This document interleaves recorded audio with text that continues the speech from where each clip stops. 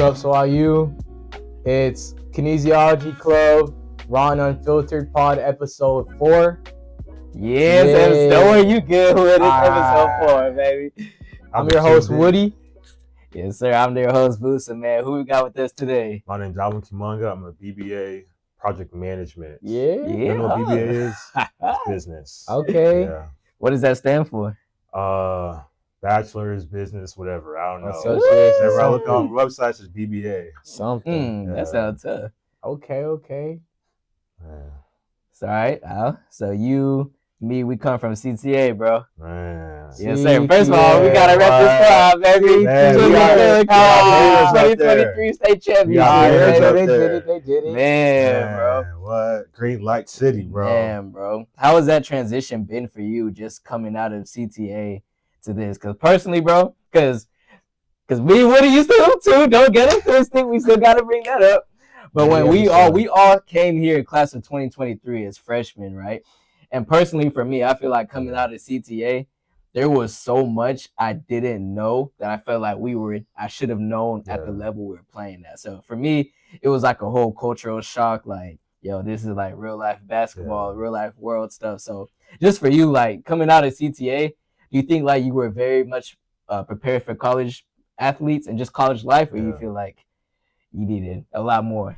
I feel like for me, whenever I stopped playing basketball in high school, I thought that was it. Then whenever I started like shopping around, trying to look for like different schools, I realized, man, I really don't want it to stop. And I went through like a period during the summertime, just like not working out, not eating. And whenever I got the few phone calls from Coach Tyler, I met with him. A few? A few. Okay. A few, man. And then I was like, I want to play. So obviously off the bat, like I was not physically ready at all. Had the gut, not working out. So first off, off the bat, not physically ready. Yeah. And second, I feel like whenever the game's just different. First, there's a shot clock. Yeah. So it's like shot clock. in high school, you can do whatever you want for the 8 minutes. 8-minute quarters, man. Facts. But especially when it came to like defense, learning some defensive schemes, and then I had no clue what icing and hedging means. Because it makes like the sport you grew up just playing. Yeah. Now it's like you gotta study it. Literally. Look, I didn't know about icing, hedging, mixing. It's just, man, defense. I see a defender in front of me. I'm gonna take this ball, bro. Like, you gotta send them to the big, and then you gotta recover and switch back and cover up. Like, oh, shoot. I definitely say for sure that coming out, bro, from what I used to be in high school to now, I think the greatest part of my game that grew is just my IQ. My offense, my defensive IQ. I just see the game differently because now we actually know the game on a college level. Yeah, what do you play the Atlanta ball? Yeah, I would relate to exactly what Vu and Alvin are saying. Like obviously high school, we come from smaller high schools. We're usually the guys. So like it was hard coming to a program and you're not the guy. Like and you see a bunch of guys who can do this and that. And then you have to adjust to college basketball. So I would say that was a hard adjustment, but I did come out of it knowing basketball a lot better, just understanding, simple things and being able to execute it. But it was a hard adjustment. But like I would say for Al, he was able to adjust pretty quickly. As a freshman, Alvin cracked the lineup within like 2 games. And after that, it was over with. He never came out. Like Alvin has always, for his 3 years, he's always been a crucial part of the men's SWAU basketball roster. Like, healthy. Healthy. Even not healthy, though. Even not healthy. They need Alvin out there. They need Alvin out there. I think also one thing that the switch made it hard for me was you got to stay locked in, like, on defense for the whole shot clock. Yeah. In high school, 1 second. It's like, you can, like, take a break or you just, like, do whatever you want, chill, just not be defensively locked in. But here with Coach Tyler, I remember those practices, man. He used to bust my behind. Especially you like not locked in for a second, little whistle, walk you through it, and then he would like, man, he just embarrassed you from everybody. You can feel it. Man, missing that back door is the worst. Man, what? You missed that back door, man. Or you late on that help assignment. Exactly. Like, I never thought about help before. I'm here. I see both. I see both. Coach. I promise you, I'm already in the dunker spot. No, I'm here, bro. I'm already here. And that's the difference with college. Like, if you laid on that help, you gotta get punched on. You gotta It'll get be too noticeable. Yeah. It's way too noticeable. But like high school, there was no such thing as help for me, bro. I was just guard. Exactly. Like I'm not here to help your defender. Exactly. Like You get beat, stay you in get front of your you get beat. You got to guard. It's It's just a cultural shock. So it was different, but I would say this year, like we had AJ on the pod earlier. Yeah. He gave us a little bit of his perspective on how this season went, and we got another star here that contributed to why they won. So what was it like being a Knight this year, the year that you guys won it all? Man, I think from the jump, whenever we like first all got together in like August, I knew it was gonna be different. I could just sense the shift. Like, there's people here that actually cared and wanted to win. I just knew, man, we're gonna get a banner this year. Yeah. Like that was a goal from the onset banner, and we set some goals earlier this season. Okay. What were those goals? Man, 20 wins. Dang. And how many wins did y'all have?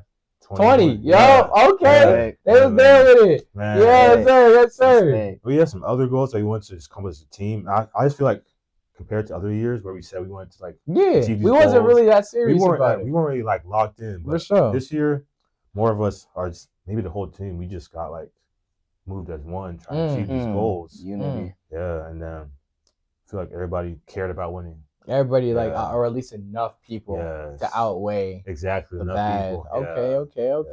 Okay. I know my first year, not to disrespect those guys. But it's all love. Man, I can't take the losing. Not take the losing. That's another thing, the cultural shock, bro. Yeah. I think our senior year we lost maybe like 3 to 4 or 5 games Exactly, max. Yeah. But we won that championship, bro. That state championship, the district championship. That was your senior year? Yeah, bro. Okay. That's when we went all the way. So coming from that to barely did we even crack 10 wins our freshman year? I think we did. We cracked 10 wins like that, yeah. That's something that had to that rattled me a lot. Exactly. Just losing. I've never lost like that. So much to where it's just normal. Yeah, to where it became normalized. I'm like, dang, we don't even care when we lose anymore. Yeah. I think for me it was more of like how I carried myself after a loss. Yeah. So, no, definitely. Yeah. Like I'd be angry, not talk to anybody, or just give. I don't know. I was just so mad at school. Exactly. Don't talk to me for the next 2 weeks, bro. I'm waiting for the next game so I can get back in the win column. Exactly. But I think just learning how to, I guess, just tame it down a little bit. Not care, but just kind of tame it and go into see what you guys could have done better. I think that was learned how to be a better person after a loss. Yeah. Nah, that's real, bro. Nah, Al. We know, man. Yeah. This has been through a lot of stress, you know? Your body's been through a lot of stress, bro. You know, I think it started was it our senior year of high school? Bro, it started sophomore year. Our sophomore year of high school. You've just been dealing with countless injuries, bro. And how do you feel because partly I feel like that's because of your position, right? You've been playing a center role, but you're in a 6'4" body, right? Yeah. So it's you're obviously battling these 6'7" guys, these 6'9" guys at your size. So it takes a toll on your body. Yeah. But what do you think is the reason why you just kind of your body's just been hurt? Yeah. Well, for me, whenever the first injury came, sophomore year, that was in the summertime. Man, I'm telling you, man, that body felt great. I was about to go into that season and, man, do numbers in AAU, bro. But that wasn't just in the plans. I just feel like then, because I thought I was so young and I won't need to stretch, I won't need to ice, I won't need to really work. All you need to do is work on my legs, work on my balance. That's all we cared about. But obviously, there's other layers to it. Yeah. It's not just those 3 things. So whenever I first felt it's crazy, felt the pop of my Achilles. But thank God it wasn't torn. It was just a Achilles strain. But that had me in a boot for a month. And then, so the whole summer was cut off. So I couldn't do anything for that summer. But just trying to get back to what I was before, I don't think I really processed or really knew how much it would take. Yeah. So I kind of shorted on that too. And then whenever I came back after that Achilles, I feel like I didn't wait long enough. I wasn't patient. I feel like all my injuries in high school, I wasn't patient enough to like wait for like the full length and then do the workouts after. Yeah, because it just kept on. Whenever you feel like you're done with one, another one comes up. Whenever you're done with one, another one comes back. And this carried on until college. Yeah. Okay. I had a year, junior year, I was like had nothing. And then Yeah. senior year, it was like off and on the Achilles. Jeez. Yeah. So coming here to Southwestern and experiencing the same things, do you feel like we had, the necessities to help you with your treatment? Not at all. Wow. Not at all. Zero help. I feel like for me, it's definitely wow. Man, it's definitely by your ISO work by yourself. Yes, bro. I mean, don't get me wrong. Coach Hutch definitely helped me a bunch. He was there for me a lot most of the time. But besides Coach Hutch, maybe North Glory on the side, but that's really about it. Nobody really they can't really give you like doctor like advice because they do doctors and they do kind of like go back towards them. So like they don't want to give that advice to you. So so I feel like maybe whenever I had my concussion playing 6'11", 250 guy D1 game. But now let's go through that, bro. we were in UTRGV, bro. The Valley. 10 minutes into the game, bro. Mike, you started that game, didn't you? Bro. Yeah. Shout out Alvin for starting freshman year versus the D1, bro. Hey, but this is Alvin's welcome to the league moment, bro. Man, I think there's levels after Matter of fact, I'm gonna let you tell the story. This is your story, bro. Well, I'm ready. I'll be on the court. Man, 2 minutes in. Man, this pace is a lot faster. I see, bro. I don't know who missed it, but someone missed a shot. I'm not gonna get this. I box out. I see 6 dudes, 6'11", 6'9". Like, oh my god! I try to jump. Their arms like way higher than mine. I'm like, yeah, I'm not getting this one. I see the ball coming down. I see his arm coming down at the same time. I'm like, yeah, his arm might hit me. My lights went out, bro. Oh my god! Mind you, this is live on ESPN, bro. Game got stopped. The game stopped for like 15. I could feel just pouring. I'm like, man. There's a big old gush in the splat middle of Alvin's forehead. Bro. It's just pouring, gushing blood. I knew I was fried. I looked down, saw the blood, started walking back to the bench, man. My time is done. Man, that was Alvin's welcome to the league moment, but that was also my welcome to the league moment. Like, yo, we not in high school no more, bro. They got some big old dogs, man. So then, like, just going through all those injuries, like, how did you did you ever get kind of depressed or like discouraged of like, dang, like injury after injury? It's just like, do I hang it up? Or like, how did you get through those moments to push you through a championship? I think in high school, I really didn't really go through that because it was more of like I have time, you know. But I feel like in college, it was more of like I want to play. Like, I hate just sitting and watching. So it was definitely tough for sure. That made me rush back. Through not most, but a good portion of the injuries. But kind of, I think the hardest part that I've learned this year with like my knee injury was like being a good teammate. Like, you're seeing their success. Yeah. It's like you want to be happy for them, but it's like, man, I want to be out there with you guys. So like, you don't just think about that in the game or during practices. You think about that when you're going to class. Think about that when you're just maybe in your room, when you're going to sleep, when you're driving someplace. You're constantly thinking about that. So it's more of like just like constantly playing in your head. And it's like, for me, I didn't really see like a end because I knew my season was over with. Yeah. So it was like, it was tough watching them win and, you still not being able to contribute. Exactly. It made me feel like I was even part of the team. Yeah.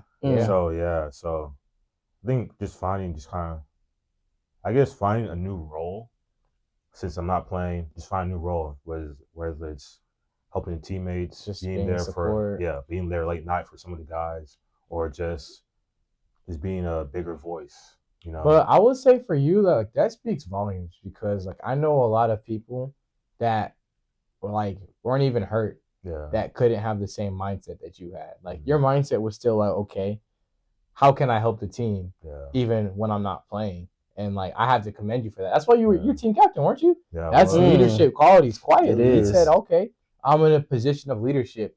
I can put my head down and pout, or I can figure out how to help other people. So I would say that is a great leadership quality that you have presented this year, Alvin. And you could even say like that's just as important as if you're on the court, literally as well, because like negative energy like that could really disrupt the team's chemistry and focus. And instead of being a distraction, you were elevating others, because like you're a vet. Let's keep it up. You're a vet now. You crazy. Like we came here at 23 rookies, we vets now, bro. So it's like now you're able to give leadership to like the freshmen or like the sophomore, even the guys who are playing, who like maybe you see things differently because you've seen this for 3 years now. So just being able to help them be a voice on the sideline, bro. Like as a coach, I feel like that is just as valuable as playing. Yeah. Like when I see my players doing that, my leaders, like I can see what it does to my teammates. Because if you're a captain and you instill confidence in your players, this is gonna not do nothing but elevate them because they got your trust. It's like what he said, bro. I definitely commend you for that, bro. Because that's some real stuff right there. And you said earlier that you're a business major, right? Yeah. So like, what is it like for you having to balance school and also being an athlete? Not only just an athlete, you're a leader on your team. Is it easy adjustment? Like, are your teachers willing to help you a lot? Coaching, are the coaches able to understand like the balance between, or is it kind of harder? I feel like some of my professors, they're kind of more understanding. Yeah. But it's like more of you have to let them know ahead of time. Okay. So just let them know. Yeah. Okay. Yeah. There's some that you have to like kind of work around that you have to maybe spend a little office time, a little nudge. But I mean, what kind of help? There's Dr. Moses. He had one of these classes. Shout out Dr. Moses. Shout out Dr. Moses. Man, his class helped me. I feel like last semester helped me become like a better leader because I learned like different leadership qualities and how to, I guess, how to work with different types of people. So whether that person is more introverted, like how to go about it, because you can't tell the same message to everybody. Because some people might take it the wrong way. Facts. Some people might just take it personally. So yeah, and I feel like Coach Tyler, you understand, or he's more of like a school first, especially if you're failing. Yeah, I wasn't failing, but pops. I don't fail over here, man.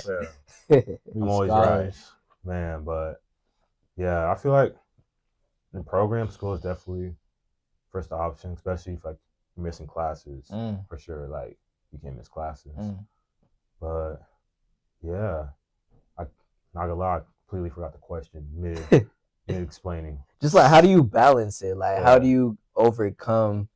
Like, because I know when we all played, like obviously you're doing it right now, but like we would go spans where we would miss like a week at a time, or 3 or 4 days. We'd be in a different state every week, so it's just like it was hard for us to kind of like balance the schoolwork. We're missing labs, we're missing class time, so like it's like just the teachers. Like you kind of did answer it. Like the teachers are accommodating to you. You just gotta like communicate with them. Kind of what is So I think also another thing I learned is that you want to do like let's say the fall semester, so you're not traveling for basketball maybe the first 3 or 4 months, so you want to do all the heavy lifting that first 3 to 4 months, so whenever you get into basketball season your grades are looking clean, you got some cushion. So like whenever like your teachers see that and they see you like start like dropping behind, facts. They won't be like, oh, he's just an athlete. He didn't care for the first 4 semesters and he wasn't the first 4 months when he wasn't in basketball. That's smart. Then it won't look like you're waiting till the end of the month to kind of not end of the month, end of the semester to get your grades last second, yeah. So you want to put all the heavy lifting in the beginning. So like give some cushion for when they do fall. You can be like, oh, you professors, I'm starting to struggle here, but like what can I say? But like they can see that you've been putting in the work. Yeah, so they're more likely to help you. If they see you are already trying. That's a fact. Yeah. I think I've had a lot of professors like that. Like in my 3 years of being here, like they saw that I cared, and that care actually did go a long way for like some professors. And we appreciate all of you guys out there Nah, for real. that do see people trying it. Shout out Nathaniel Abdul. Hey, shout out my boy, Shout out Professor Nathaniel. Adu, man. Shout out Nathaniel. Shout out Man. Adu. I gotta say that on camera, bro. Man, I hope you watch it. I'm gonna tell you to watch this episode. Shout out Professor Nathaniel, because dude. Like I don't know, that mic just popped in my head. Woody, when we were you talking just sent me about back this. 10 like couple semesters, bro. Man, Yeah. we would not be right here. I would not be standing if it here, wasn't- sitting here in this chair if not for Professor So Adu. shout out the real ones who understand the grind and they do their part to help us as Man, teachers. my biology department, Mm. my freshman year, they are a blessing. They knew I was supposed to be in there. They knew biology wasn't for me, but they made an effort. They once they saw me putting the effort going into their classrooms to ask, make questions, but man, they helped me so much in that office time. And then whenever I needed the help the most, they came through. So I forgot the 4 teachers, but 4. I had Yeah, you boys got in a one list. class. 4. I only know 3. The last one he left, but it was Della Garza, Maloney. I don't know her name. Maloney and what's the guy? I forgot. Was it Jones? No, not Was Jones. it Jared Rice? Nah, shout out Jared Shout out Rice. Jared Rice. What's his name? He wears glasses. Is he Asian? Arthur Schwartz. Yeah. Him, bro. Arthur Schwartz, That's my guy. I don't talk to you no more, but that's my guy, bro. Whenever I see you, it's respect, bro. I think one time I saw him like my first day because I was taking human biology. I was supposed to be in that class, but he was wearing like this African shirt. Bro, really? Like teaching the first day of class. I'm like, all right, bro, you gonna be one of them cool teachers, bro. I didn't know what vibe he bringing up. Man. So yeah, for sure, bro. It's like they knew I wasn't supposed to be there. Like, they could tell. And like, man, I struggled. But man, they came through. So what you're really basically saying, if I'm hearing you, is just like, yeah, the teachers, if they see you putting the effort, they're there to help you as well. But you first got to do your part. Like you got to be responsible enough to go the extra mile, go ask them for help. Keep up the first 3 months. Just if you don't do your part, don't expect others to do theirs, type of thing. That's real. We actually love teachers that are like that. But would you guys say that there is a lot of teachers here on the contrary to where you do your part and you show up and it's still not good enough? Have you guys ever experienced anything like that? Nah, definitely. Yeah, this place has its ups and downs as well. Yeah. And it's like at that point what I kind of just realized for myself is just like I cannot let my grade be in the fate of someone else's hands, Like obviously everyone's gonna have their own opinions whether who's right, who's wrong, but like at the end of the day, it's your grade. I cannot look in the mirror and say, dang, I failed this class because of this teacher or because because at the end of the day, like if I'm not putting in, sometimes it sucks, like especially during basketball season where I gotta go above and beyond, not just the extra mile, but I need to go above and beyond to make sure I secure my spot. Because like Woody, especially people like Woody and I, we're trying to go to like graduate school. I think you're gonna do your master's as well, right? Yeah. So like B's not gonna cut it in our programs, bro. Like we can't just be getting B's, high C's. Like we gotta get A's. Like that's my mindset. Like I can't go to graduate school with B's on my GPA. Yeah. So it's like, regardless if the teacher's good, the bad, like there's good and there's bad, but like at the end of the day, I can't let my fate be in someone else's hands. So just taking that initiative is kind of what I felt like was important. Yeah. In that scenario. I feel like there's some teachers on campus that prejudge you. They look at you and they say, "Oh, and they know you're on the basketball team." It's like they're already prejudging you. And they like you fit this stereotype of athletes. So they already go into the semester or just into the class thinking, "Okay, he's probably not going to do well in my class, so I should put an effort into him." So it's like it's kind of hard to beat that sometimes. So that stigma around the name. Let's dive into that though. Like, how do you like kind of feel like you're not even maybe just by a teacher, but it could be teachers or just anybody higher ups, lower, like on campus. How do you feel like you are judged on campus as an athlete? I feel like, and what is like the stigma for athletes on campus?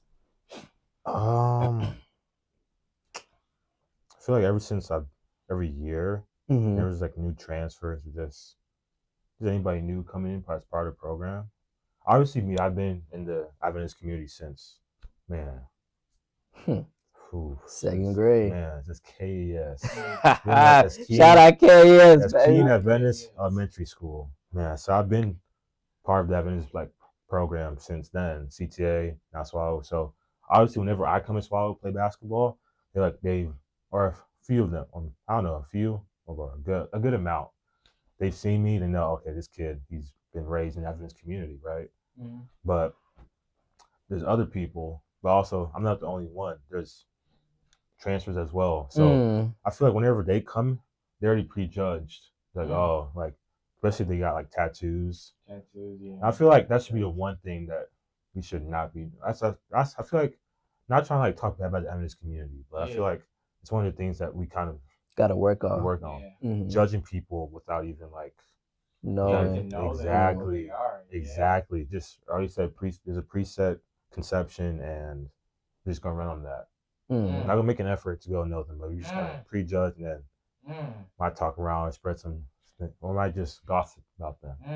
I feel like that's kind of the thing, and like with the athletes, I feel like I don't know why, but I feel like basketball players get more of a bad rep. Yeah. Like all my 3 years has been like basketball guys, and I've heard crazy stories that I know aren't real. Yeah, so I don't know why, but it's like, oh, basketball guys, they're gonna, I guess, Just mess with like the girls. Exactly, mess with the girls. Yeah. Maybe do like weed or something. Exactly, do drugs, go out parties, do whatever, and I guess not hold the Adventist standard. Yeah, exactly. Yeah. I feel like it's not really fair. I feel like if Jesus isn't judging people, then what right do we have to judge people? Because Jesus isn't doing it, I guarantee you that we shouldn't be doing it as well. That's a fact. Yeah. But yeah, a lot of people here don't really understand. Sometimes, like, especially like amongst the athletes, people don't really come here for Christianity or for the SDA culture. Yeah. And I feel like sometimes, you know, those athletes are penalized for those things when in reality they just don't know. So I think that there could be a different approach that a lot of administrators take where it's more so inviting. Yeah. You know, I see he has tats, I see he has dreads and chains, but he's here, so why don't we just try and show him love? Exactly. Instead of, you know, being standoffish and just assuming he's just gonna be an athlete. Yeah. And not even that. I mean, just for sure that, but like at the end of the day, like majority of these athletes are not here because this was the like they saw this school and like I want to come here, right? Yeah. We did our part and we went out and brought them here. Yeah. So then we could not bring them here and then in turn, oh, but he has tats, so he's gonna fit this type of stigma. Because then why are we bringing them in the first place, right? Exactly. We gotta like that doesn't make sense. Yeah. Yeah. So we. And I feel that same way about honestly the sports programs here. I love that we have the sports here because I feel like that does a lot of good for your school. But I feel like if you do something, you do have to go all in. And so this isn't a fact, but sometimes like we just had some soccer girls on here. A lot of the athletes feel like they're being looked at a certain type of way. And for you to have sports at your school, you shouldn't look at anyone that way. Everyone you bring in should be a student at Southwestern. You should look at them as SWAU students instead of just athletes set apart from the school. So I feel like if we're going to build on sports here, we have to build on the community and build on the culture as well. Yeah. Not even like it's crazy that Alvin is not even just an athlete, he's Adventist. Like, so what you feel like even being Adventist, you still get put on that rep. Yeah. So then at the end of the day, is it even a non-Adventist or Adventist type of problem, or is it just prejudgment in general? Because we're even judging, like you felt judged, and you're one of them. you're Adventist. You're Adventist, and you're still feeling that stigma. That is crazy. So it's like we gotta just be careful. Yeah. Like we can't just judge people off of looks. Like Like, let's keep it up. We're all black men at the end of the day. I'm not. You and I have dreads. What do you have? Tats. Like, we all like to wear chains. we all rep a chain. Like, and then you look at the world. That stigma right there is just, oh, these guys. They could be drug dealers, gang bangers. They're on the street. Man, we all at church every Saturday. like we all in the community. We all in our Bibles. Like, we're all in the Word of God. So it's just like, even us ourselves, like, we just got to get rid of that judgment of others, of just looking at somebody and putting them into this box. It's not just a one-way street. It isn't. This is just what we experience. Yeah, as athletes. The way we are, the way we look. This is how we feel. Like, mm-hmm. Dang, I'm SDA. My grandma's SDA. Yeah, my whole bloodline. Like, dang, y'all treating me like I don't already know this stuff. So yeah, if we don't want to be judged like that, obviously we can't control how other people judge us. But it starts with us. It does start with us. Yeah. It does, because there's gonna be people that come from places where we don't come from. Yeah. And we're gonna look at them, and we can't have that same mindset of, look at this dude. Like, we have to have a mindset of, I want to get to know him. I don't come from where he comes from, but I could learn something. And that being put, like, me experiencing all of that has definitely shifted my mindset in that aspect of just like, let me not be what I don't want people to be to me.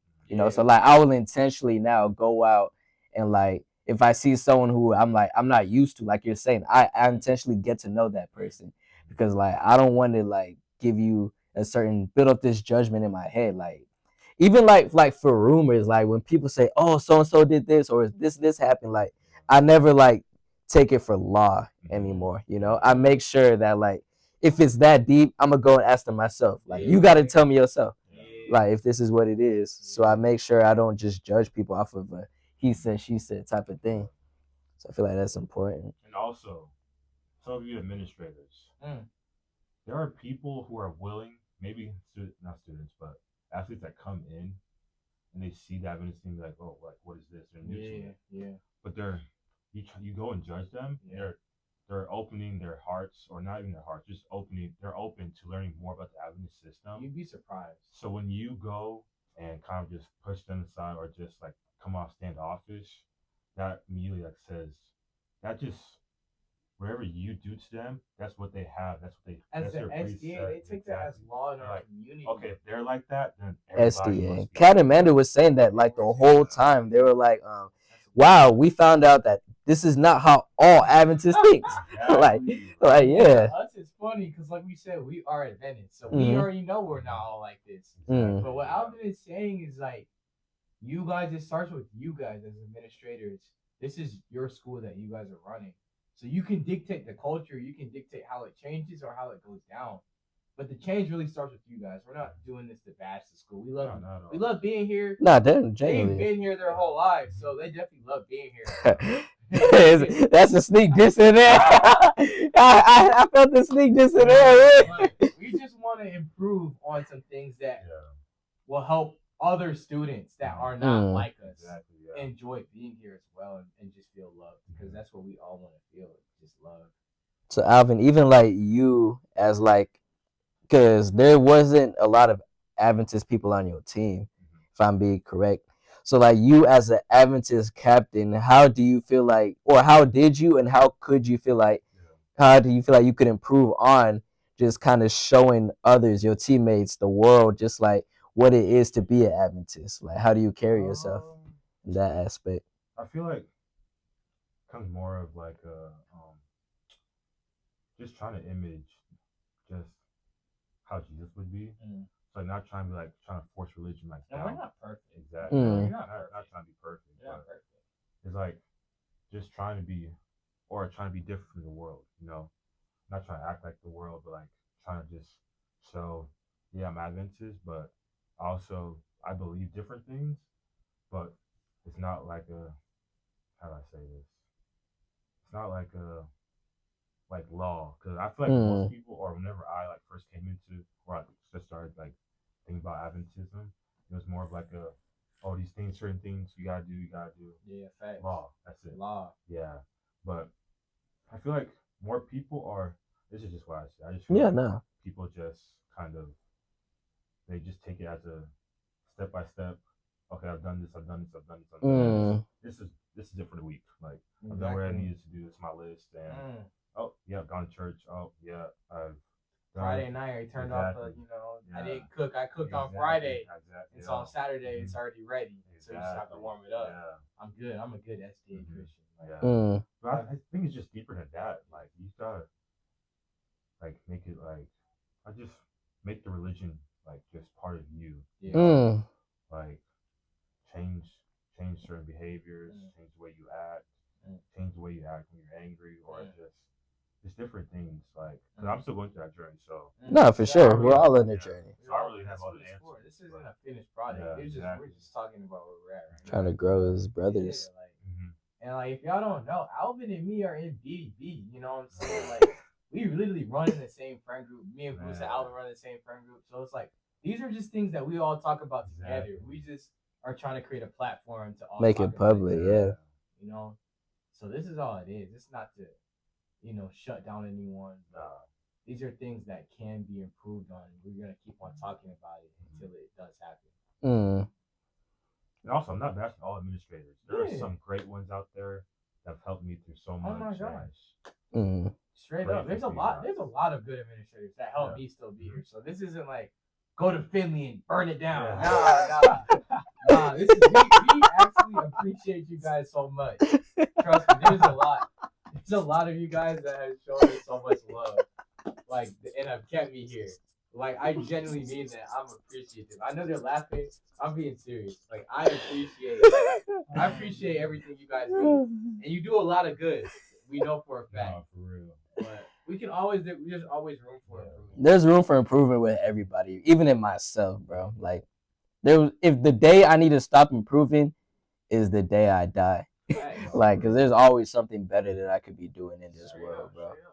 And that's all this is. And like they said, definitely administration there has definitely helped me a lot as well. Like I've had some battles in that building to where they did come to my defense. That's what I'm saying. And help me.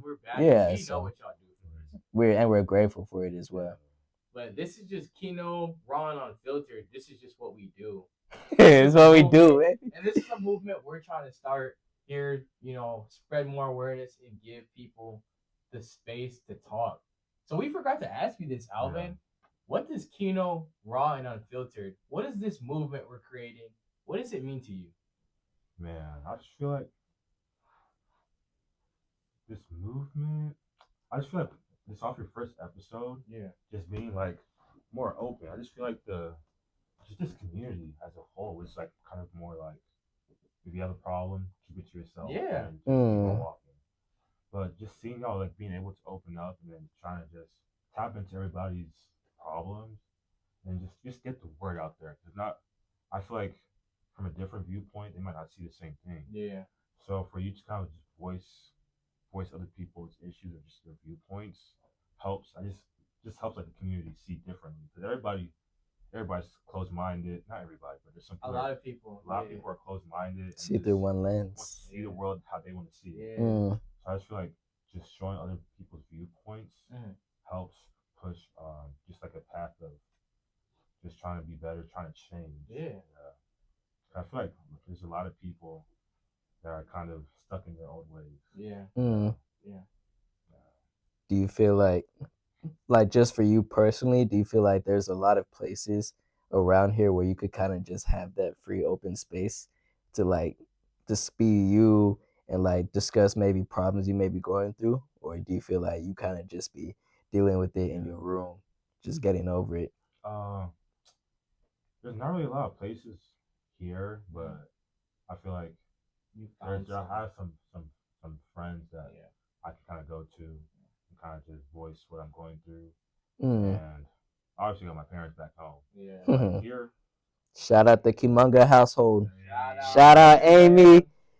Yeah, man. But yeah, I know there's people that they say you could go to. They're like, oh yeah, if you have a problem, like, talk to me. Yeah. It's like you don't really feel it. Exactly. Yeah.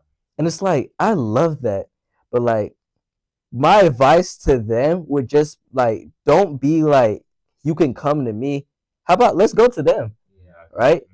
if you want to change, like if you want to be there, They come to you and yeah. ask you, Like that's something I could credit to like Pastor Russ. Like Pastor Russ will come to me and be like, "Hey, how are you doing?"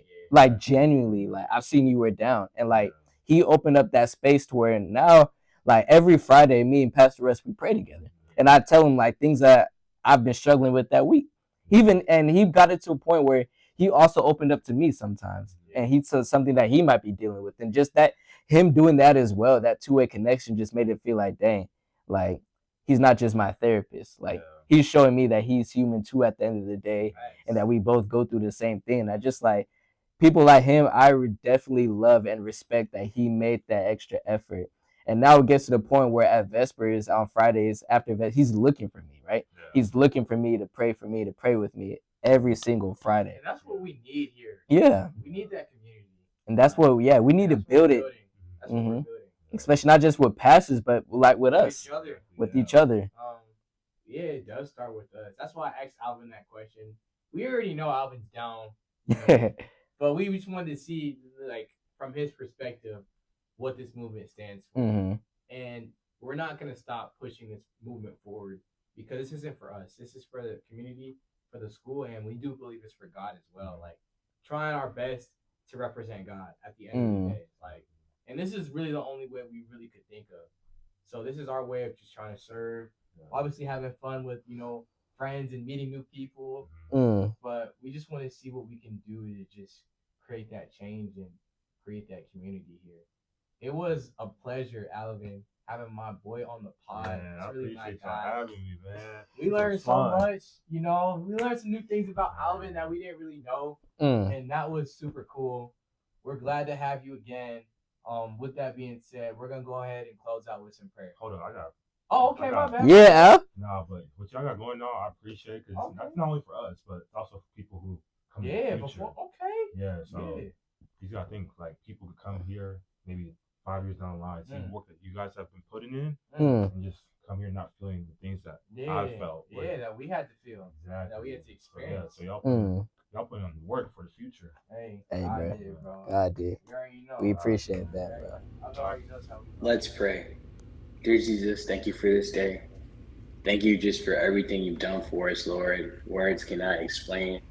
We have our friend Alvin here with us today, Lord, and we just ask that you guide his life, God, and be there for him. And I ask that you do the same for Vusa and Coach Mel, Lord. We just don't deserve what you do for us, but you do it for us anyways. Thank you for allowing us to come here on this podcast and just talk about you and hopefully get down to the nitty-gritty of, our school. And we ask that you put your hand over our school and just bless the students here, Lord. We love you, but help us to genuinely show it in our actions. In Jesus' name we pray. Amen.